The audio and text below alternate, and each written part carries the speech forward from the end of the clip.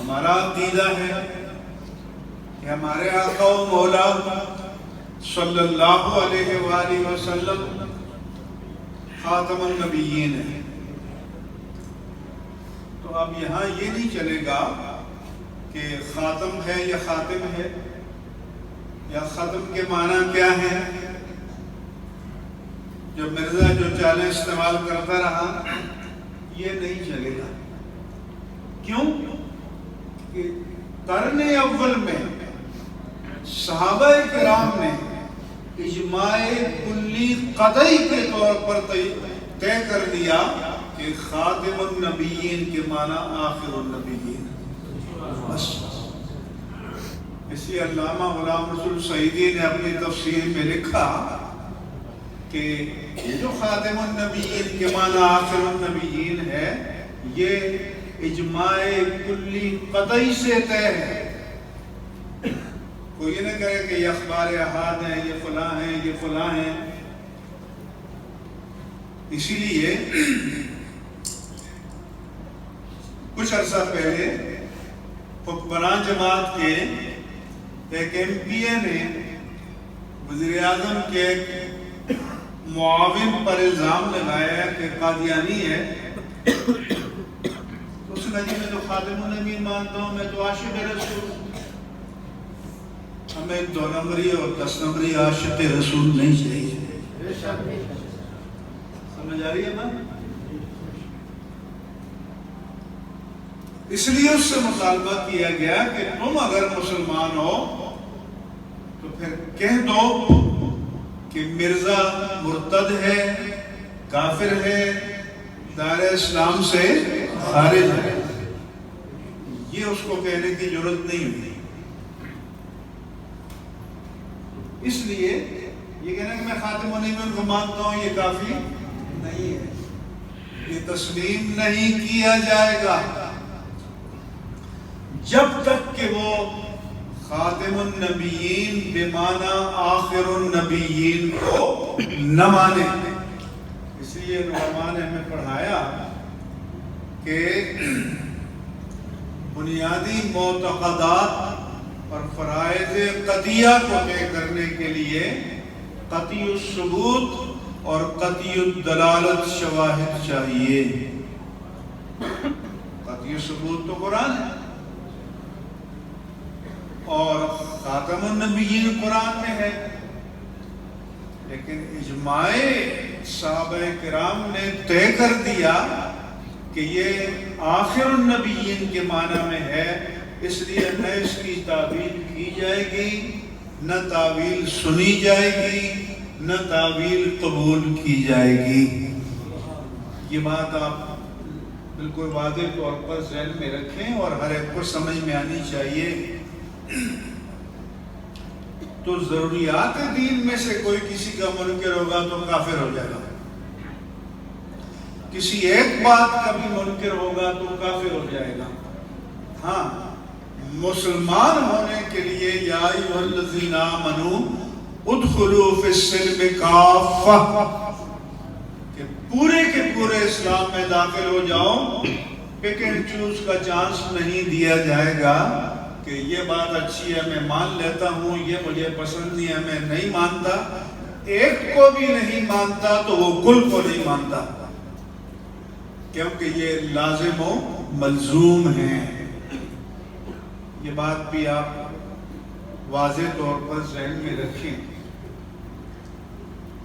اس کے بعد ضروریات دین کا مسئلہ آتا ہے. اور یہ بھی آپ کو عرض کر دوں کہ مرزا قادیان کو جو ہماری پارلیمنٹ نے مرتد قرار دیا کہ جو مرزا کو نبی مانے وہ بھی دائرہ اسلام سے خارج، جو اس کو مسیح موعود مانے وہ بھی دائرہ اسلام سے بولو، جو اس کو محض مسلمان مانے وہ بھی دائرہ اسلام سے خارج، جو اس کو مسلمان ماننے والے کو مسلمان مانے وہ بھی دائرہ اسلام سے خارج. یہ تو روک بات ہے. مرزا کو پارلیمنٹ میں کیوں آیا تھا؟ اس کا یہ خیال تھا کہ میں یہ پیش کروں گا فلاں دور میں فلاں نے فلاں کو کافر کہا، فلاں نے فلاں کو کافر کہا، فلاں نے فلاں کو کافر کہا، 10 مثالیں لے کر آ جائے گا. تو اگر مرزا قادیانی کو کہہ دیا تو کیا بات ہوگی؟ پھر میں اس پر بحث کروں گا کہ توفیہ کے کیا معنی ہے، رفیسہ کے کیا معنی ہے، خاتم کے کیا معنی ہے، فلاں کے کیا معنی ہے. تو اس کو جواب دیا گیا کہ ایک فرد کا دوسرے کو کافر کہنا یا چند افراد کو چند کو کافر کہنا الگ بات ہے، پوری امت کا کسی کو کافر کہنا یہ الگ بات ہے. فرق یاد رکھنا. یہ ان کے بعد کتابچہ چھپا ہوتا ہے جو بانٹتے ہیں. اس کا خیال تھا کہ میں جب میں پارلیمنٹ میں بیان کروں گا تو کہیں گے بھائی یہ ملاؤں کے جھگڑے ہیں یہ جو چلتا ہے. پھر اس کا خیال تھا کہ میں لفظی بیسے شعر دوں گا. اور اس دور میں تو آپ کو پتہ ہے بھٹو صاحب سوشلزم کی نعرے پر آئے تھے. اس سے بڑا لیبرل کوئی نہیں تھا، لیکن علماء اس کی چال میں نہیں آنا. فرمایا کہ آؤ لیکن آپ پر جرح بھی کی جائے گی. چنانچہ جب وہ آیا اور نے اپنا اسٹیٹمنٹ دیا. اور یہاں تھوڑا سا تاریخی ریکارڈ بھی درست کر لوں کہ ارتداد قادیانیت کی جو دوسری آئینی ترمیم منظور ہوئی ہے پارلیمنٹ میں ہوتا ہے، ایک موور ہوتا ہے کوئی تحریک پیش کرنے والا اور کچھ سیکنڈر ہوتے ہیں اس کی تائید کرنے والے. آج لوگوں نے مکس اپ کر دیا ہے کہ مفتی محمود صاحب نے یہ قرارداد پیش کی، فلاں نے کی، کتابیں چھپ چکی ہیں، کاروائی پہلے صیغہ راز میں تھی اب اوپن ہو چکی ہے تو اسمبلی کے ریکارڈ میں موجود ہے.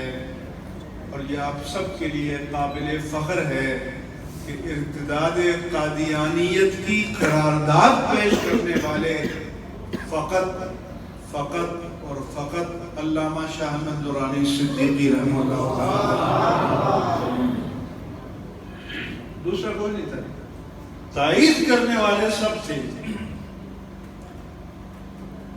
27 یا اس سے زائد افراد نے تائید کی ہے.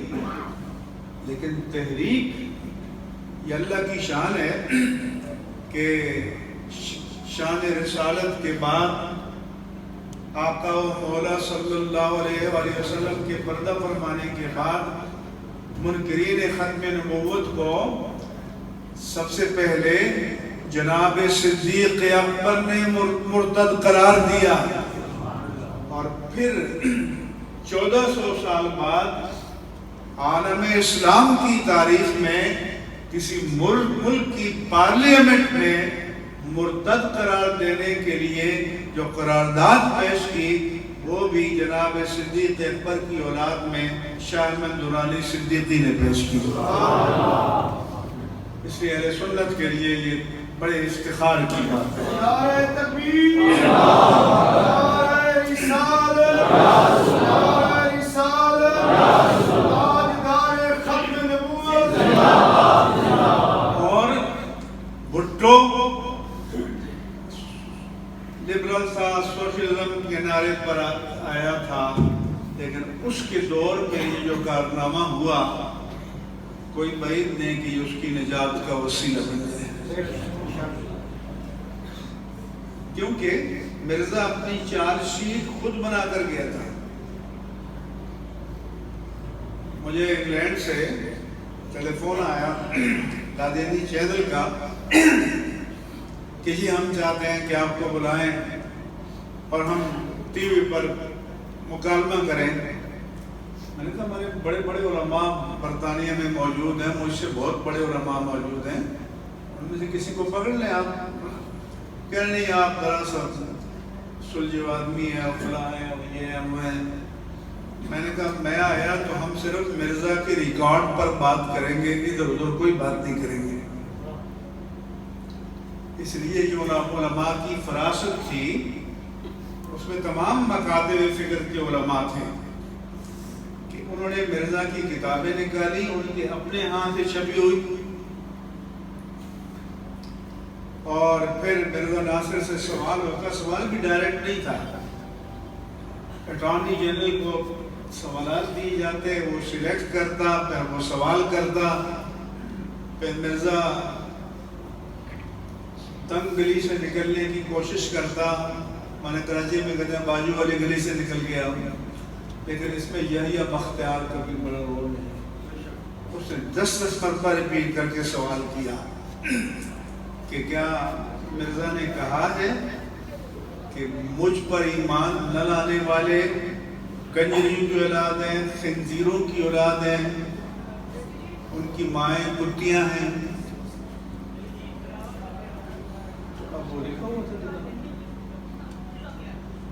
اب آپ مجھے بتائیں کہ اس میں نہ کسی منطقی بحث کی ضرورت رہی ہے نہ کسی فلسفیانہ کی۔ پارلیمنٹ کے سامنے 2 ہی راستے تھے، یا تو مرزا کے فتوے کو اپنے لیے مان لیں یا پھر یکجا ہو کر فتویٰ دیں کہ وہی کنجری کی اولاد ہے۔ اس طرح سے ساری آپ پڑھیں تاکہ آپ کو، علماء کو یہ ہو کہ جب بات کرنی پڑے تو وہ بات کرو کہ جو پبلک کو فوری طور پر سمجھ میں آ جائے، جس کے لیے سوچ بچار کی ضرورت نہ پڑے۔ وہ ساری تفصیلی بحث ہے، اس کا تو وقت نہیں ہے، نہ خاص موضوع ہے۔ میں بتا رہا تھا کہ ضروریات دین کا انکار کرنے والا دین سے خارج۔ اس کے بعد ہے ضروریات مسلک اہل سنت، ضروریات مسلک اہل سنت کے بعد مستحسنات اور مستحبات اہل سنت، معمولات اہل سنت، ان کا حکم الگ الگ ہے۔ جو ضروریات مسلک اہل سنت کا انکار کرے گا لیکن ضروریات دین میں سے کسی کا منکر نہیں ہوگا تو وہ مسلک سے خارج ہوگا، بد عقیدہ ہوگا، بد مذہب ہوگا، لیکن کافر نہیں کہیں گے۔ اس کی مثال مثلا امت کا عقیدہ ہے اور قرآن میں ہے کہ اعمال کو تولا جائے گا، والوزن یومئذ الحق۔ اللہ فرماتے ہیں کہ آج کے دن اعمال کا تولنا حق ہے۔ امام بخاری نے آخری باب باندھا کہ وَنَضَعُ الْمَوَازِينَ الْقِسْطَ لِيَوْمِ الْقِيَامَةِ وَأَنَّ أَقْوَالَهُمْ أَعْمَالَهُمْ وَقَوْلَهُمْ يُوزَنُ۔ اس بات کا باب کہ ہم قیامت کے دن میزان عدل قائم کریں گے اور لوگوں کی باتوں کو، افعال کو وہاں تولا جائے گا۔ تو ایک فرقہ نکلا معتزلہ، انہوں نے کہا جی اعمال تو مجرد چیز ہے، ایبسٹریکٹ چیز ہے۔ مثال کے طور پر آپ کو بخار ہو گیا، 100 ڈگری کا بخار ہے، اب وہ بخار آپ کی ذات کے ساتھ قائم ہے، اگر کوئی آپ کی ذات سے نکال کر بخار کو الگ دیکھنا چاہے تو کوئی ہوگا؟ میرا آپ کا رنگ ہے کہ ہماری ذات کے ساتھ قائم ہے، ہماری ذات سے جدا کر کے کوئی دیکھنا چاہے تو اس کا وجود ہوگا؟ بیماریاں ہیں، ہمارے احوال ہیں، اسی طرح ہماری عبادتیں ہیں۔ ہم نماز پڑھتے ہیں تو نماز ہماری ذات کے ساتھ قائم ہے، لیکن ہماری ذات سے ہٹ کر اس نماز کا کوئی خارج میں وجود ہوگا؟